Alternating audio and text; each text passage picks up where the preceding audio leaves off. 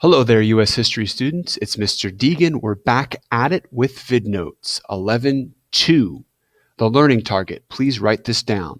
I will understand how African Americans fought for civil rights. And here you see a group of protesting African Americans and white citizens.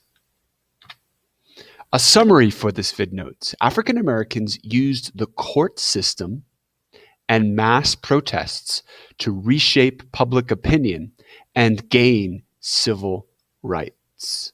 The rights to vote, the right to go to a school just like anyone else, the right to use the same water fountain or go into the same part of a bus. Here's the largest mass protest in the civil rights movement, the March on Washington, and we'll talk about it. Who helped in the courts? Lawyers were so important for the civil rights movement.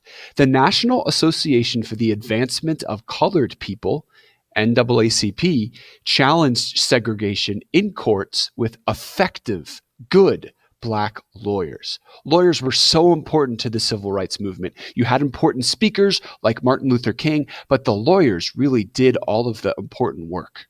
And here's the NAACP logo. The March on Washington, Part 1.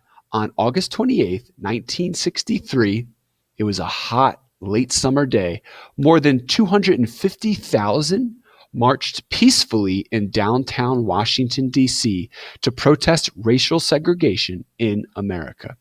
About 60,000 marchers were white. The march helped influence public opinion to support civil rights legislation. This was the golden age of TV, and people saw this on their TVs and said, there are a lot of people who are angry. March on Washington, Part 2. Dr. Martin Luther King Jr. gave his I Have a Dream speech during this march in 1963, and there he is in mid-sentence. King was up until 4 a.m. the night before writing the speech, so he crammed, pulled an all-nighter. He told an aide that he wanted to deliver, quote, a sort of Gettysburg address, end quote. And I think he delivered it. It was as good, if not better, than Lincoln's speech. The Civil Rights Act. In 1964, President Lyndon B. Johnson helped pass the Civil Rights Act. The act prohibited, meaning banned, discrimination based on color, religion, or gender. The act also desegregated public accommodations like buses and trains.